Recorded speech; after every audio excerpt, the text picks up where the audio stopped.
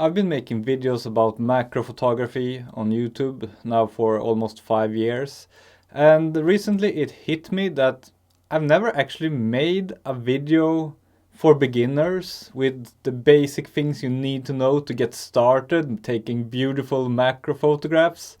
So finally it's time, I think, to do that video. In this video I will teach you everything you need to know about getting started with macro photography, everything from equipment to how to take the photos, what settings to use, and everything you need to know to go out there and take some beautiful macro photos. So what is macro photography? Well, the most common definition is that it's any photo that's taken at 1:1 magnification or more. And 1:1 magnification or 1 times magnification basically means that whatever you're photographing becomes as large on your sensor as it is in real life. So if you're using a full frame camera, the sensor is 36 millimeters wide. And if you're then photographing an insect, say that is 36 millimeters wide, it will completely cover the frame if it is at 1:1 magnification. And to get to this kind of magnification, you need a macro lens or some other modification to your regular lens to be able to focus that closely. Most lenses cannot focus that closely if they aren't macro lenses. And there are macro lenses that go anywhere from 0.5 times magnification to 2 times magnification. I tend to prefer the ones that goes to 2 times magnification, because if you're photographing insects, often you need to go to 2 times magnification to get the insect big and nice in your picture. Another important concept in macro photography is working distance. When you talk about lenses in general, we often talk about minimum focusing distance, and that is the closest you can focus a lens from the sensor to your subject. But working distance is defined as the distance when you're focusing as closely as possible from the front of your lens to the subject. And this can be important when you're photographing skittish insects, maybe a dragonfly. You don't want to go too closely, but you still want to be able to take a close-up shot. So a good working distance can be beneficial, even though I think most people think it is more important than it actually is.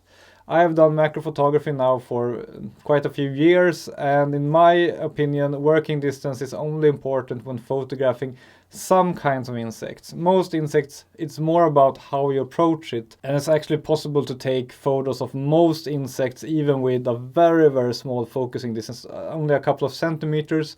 It is possible to photograph most kinds of insects. One thing to know about working distance is that a longer focal length on your macro lens will usually mean a longer working distance. For example, the Sigma 150mm macro lens has one of the longest working distances. And also when you go to high magnifications like 1 time or 2 time magnification, usually the working distance shrinks a lot no matter what focal length you have on your lens. So if you photograph something at 2 times magnification, most of the time you will be forced to be very close to your subject either way. So what camera do I recommend for macro photography? Well, first of all, I just need to say that any camera made in the last 10 to 15 years or so that you can change lenses on, meaning any DSLR or mirrorless camera, will be perfectly fine to do macro photography on. The cameras have been good enough for quite a while, and it's more a matter of what lens you use than what camera you use. But if you're going to buy a camera today to do macro photography, I would recommend you to get a mirrorless camera. Because with these cameras you can use focus peaking and focus magnification in the viewfinder, which are very important features to get the focus right in macro photography. And also with these cameras you can artificially brighten the viewfinder, and that is also important in macro photography, as I will explain later in this video. So what kind of lens do you need for macro photography? First of all, if you're planning to begin doing macro photography and you're not really sure how much macro photography you will actually do, it is maybe not wise to buy an expensive macro lens the first thing you do, unless you have lots of money. For most people, I would recommend you to begin macro photography by just getting some extension tubes. These are simply tubes that you put between any lens and your camera, and that will make the lens a macro lens, basically. The more extension tubes you put between the lens and the camera, the closer you will be able to focus, and you will be able to get to 2 times or 3 times or even 10 times magnification if you want to. And the image quality you get with extension tubes is very, very similar to a macro lens. So you're not really giving up image quality. The downside with extension tubes is mostly that it's inconvenient to change magnification. So if you're photographing a small insect, you need a certain length of extension tubes. And then maybe you want to photograph a flower, then you need to remove some extension tubes. And that is something you don't want to do too much of out in the field. So it's more a matter of convenience. With a real macro lens, you can very easily change the magnification by just turning a focusing ring on the lens. With extension tubes, you have to change the number of tubes you use for different kinds of subjects. But extension tubes are cheap. The cheapest ones you can find for as little as like $5 on eBay. And if you pay more, you get more sturdy, more high quality extension tubes. And as I said, you can use the extension tubes with any lens.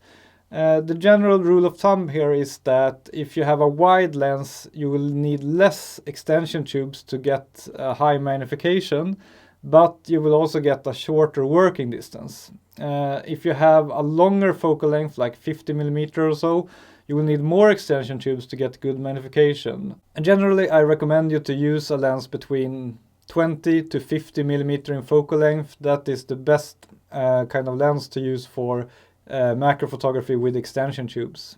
You can also use a kit lens that works great because you don't really need a wide max aperture to do macro photography. We will talk more about that in a moment. If you have more money to spend and you want to get serious with macro photography, you should of course buy a real macro lens. There are lots of different macro lenses out there. I tend to prefer the ones made by Laowa or Venus Optics because these are pretty cheap, they are good build quality, and they can go all the way from infinity focusing to 2 times magnification, which is great if you want to photograph insects. I love these lenses and I recommend them warmly. And I've made reviews of pretty much all of them, so you can go check these out if you're interested in looking at these lenses. The Laowa lenses are manual focus only, but I personally prefer to use manual focus in macro photography, especially high magnification macro photography, because autofocus cannot really nail the focus in a good way because it will be so shaky and so hard to focus. So I find it easier actually to use manual focus in macro photography either way, and we will talk more about that in a moment. The Laowa macro lenses, they cost around $450 new, and most macro lenses cost around there somewhere and upwards. If you want to get a cheaper macro lens, there are also some great budget macro lenses. I will link some in the description of this video if you want to check them out. The budget macro lenses usually cost around $150 to $200 new, and there are some good ones there that will get you very far, I would say. So that could be a good starting point if you want to get into macro photography. In macro photography, there are quite a few things that are very different from all other kinds of photography. I like to compare this a bit to physics. We have the Newtonian physics that were invented like several hundred years ago by Isaac Newton. And those describe most of the things we do in a daily life perfectly fine. But as we get closer and closer to the speed of light, things become very different, and this is kind of how it works in macro photography as well. Like in normal photography, we have some rules, and those rules work fine in most kinds of photography. But as we focus very, very closely to a subject, things get weird. Exactly like physics get weird when we approach the speed of light. And there are some things that get very weird when we're focusing very closely. So let's go through those because they are important to understand to do macro photography in a good way. First of all, depth of field becomes very, very shallow when you focus closely. For example, if you're shooting an insect, depth of field will be minuscule, even with a small aperture. So even if you're shooting at that like f22, the depth of field will only be like a millimeter or so. And that makes it very hard to do macro photography. So most of the time when you're doing macro photography, you want to use a small aperture to get the deepest depth of field possible. But even with a small aperture, if you're focusing very closely, the depth of field will be very small. And that's something you have to adapt to and learn to live with. That's just how it is. Another thing that happens in macro photography is the closer you focus, the darker it will get. And this is also simply physics. If you enlarge the picture a lot, the light will be spread out and the frame of the camera will only capture a small amount of that light that is spread out, and therefore the image will become darker. And if you combine that with the fact that you need to shoot at small apertures to get deeper enough depth of field, you quickly realize that having lots of light is very important in macro photography to get good photos. So that means that either you have to use very long exposure times to get enough light, or you need to use a flash. And the approach that I prefer personally is to use a flash. If you're gonna photograph anything that moves the tiniest bit, like an insect, you need to use a flash basically. Of course you can take photos without a flash, but then you will have to use a higher ISO and maybe a larger aperture, and the result will most of the time not be as good as with a flash. But the nice thing with using a flash for macro photography is that since everything is so dark when you're focusing closely and when you're using a smaller aperture, the flash will stand for pretty much all the light in the scene, and that will also make it freeze the action. A flash is very fast. Usually if you use the flash at a lower power, like 1/16th, the flash is like 1/20,000th of a second in speed, so it's super fast. So you can actually use a pretty slow shutter speed in your camera if you're using a flash for macro photography, because the flash will freeze the action, and this is very nice. So what flash do I recommend? Well, I personally recommend using just a regular flash that you put on your camera. As you might have noticed, there are a lot of specially made macro flashes, like ring flashes and stuff.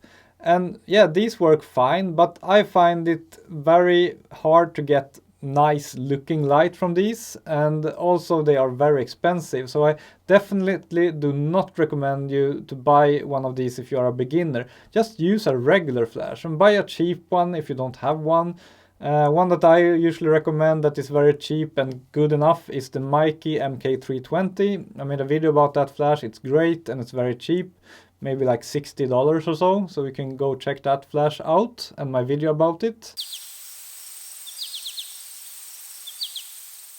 And if you do use a flash for macro photography, one thing that is very important to use with the flash is some kind of diffuser. And a diffuser simply is something translucent and white. For example, a piece of paper or a ready-made one. I like these ones that are foldable and that you can put over the lens on your camera. Very convenient and gives you beautiful results. And the purpose of a diffuser is to disperse the light so it becomes softer and so that the light source is as big and as close to your subject as possible. And this is something you use in all kinds of photography to get beautiful light. If, for example, in portraits, you use a big softbox. And if you've seen like car photography, they use huge softboxes because the principle is that the light source needs to be big in relationship to the subject. And since in macro photography we shoot very small subjects, it's enough with a light source that is maybe this big. as long as it is close to the subject. So use a diffuser together with a flash. If you don't have one, just use a normal sheet of paper. It works pretty fine. Of course it's flimsy, but for testing out it can give you some beautiful results. I began with a piece of paper myself, and it was a great beginning just to try out macro photography a bit. Another thing that behaves differently in macro photography than in normal photography is diffraction. You might have heard that if you use a too small aperture when you're doing photography, maybe f22 or so, the image will become softer because of diffraction, which is a physical phenomenon. But in macro photography, the diffraction will hit even sooner. In regular photography, we often say that you shouldn't shoot at smaller apertures than like f11 because you will see diffraction. In macro photography, the closer you focus, the earlier you will see diffraction. So at high magnifications in macro photography, you can have diffraction even at f4 or f2.8 even. So if you're shooting anywhere above 1 time magnification, you should know this, and you should be sure to not use too small apertures. When I shoot insects at 2 times magnification, usually I use an aperture of around f8, and at that aperture I will have a little bit of diffraction, but not too much. And since my camera only has a 24 megapixel sensor, it is good enough. But if you use a high pixel density camera and you shoot at like 2 or 3 times magnification, you might have to use apertures of like f4 or f5.6 to avoid diffraction. So how do we focus in macro photography? This might be the hardest part for a beginner, I think, and it requires some practice to get the focus right. And I recommend, as I said earlier, to always use manual focus. I find it easier actually, because the autofocus often just hunts and often hits the wrong places. And I don't know, I just find it easier to just set the focus to manual. And what I do is I maybe approach a subject and I see that, oh, it's a small insect. Then I need to have like 2 times magnification, because the insect is maybe half as big as my sensor. Then I set the camera in advance at the magnification I think I will need, and then I approach the insect, look in my viewfinder, and I focus not by turning the focusing ring, but instead by just rocking back and forth until I see that the eye of the insect, or whatever I'm gonna focus on, is in focus, and then I just take lots of photos.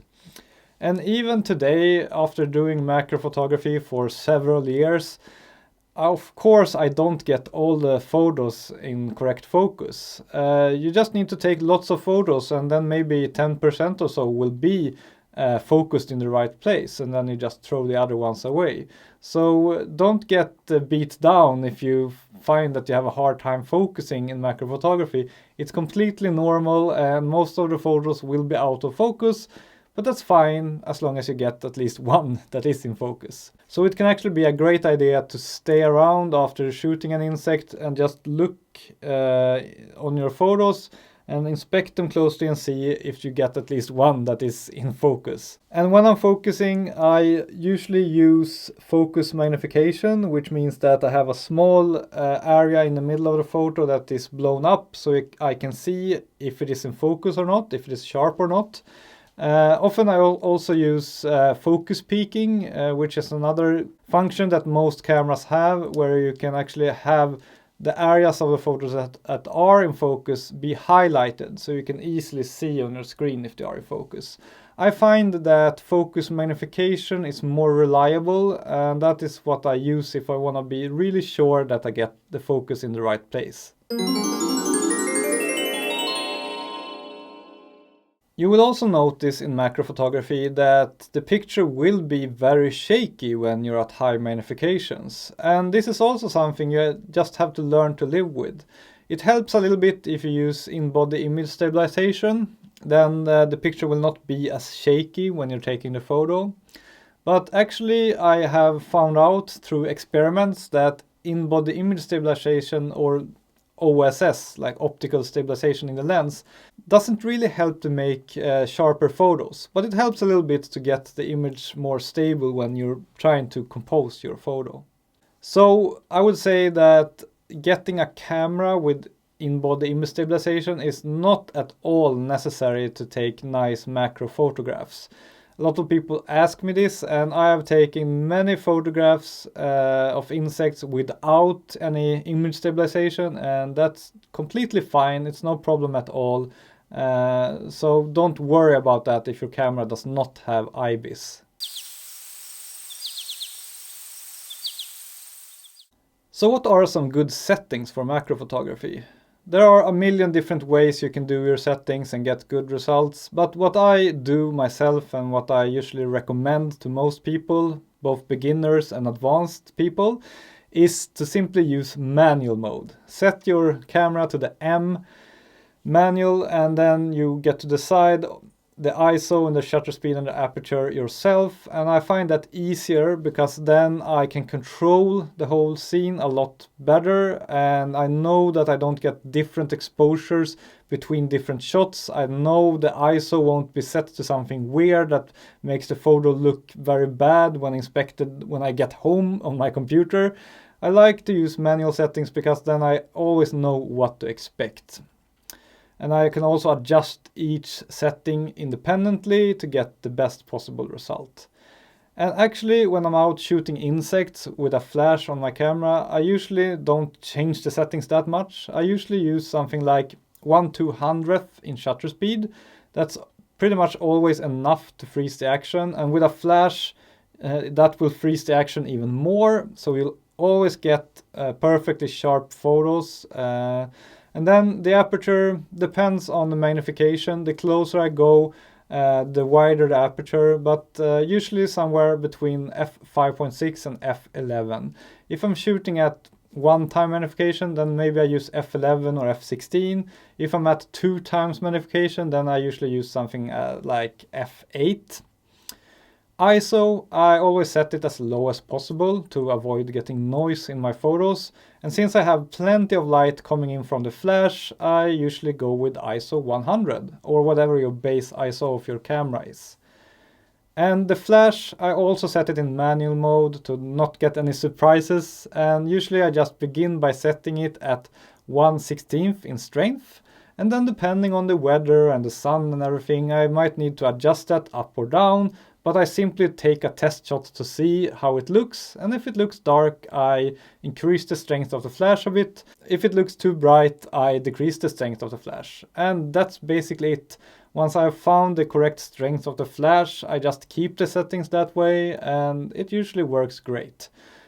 And I always make sure to shoot in RAW, so if I underexpose or overexpose slightly, that's not a problem. I just adjust it when I get home in Lightroom. A very common problem that you get in macro photography is that everything looks very dark in your viewfinder.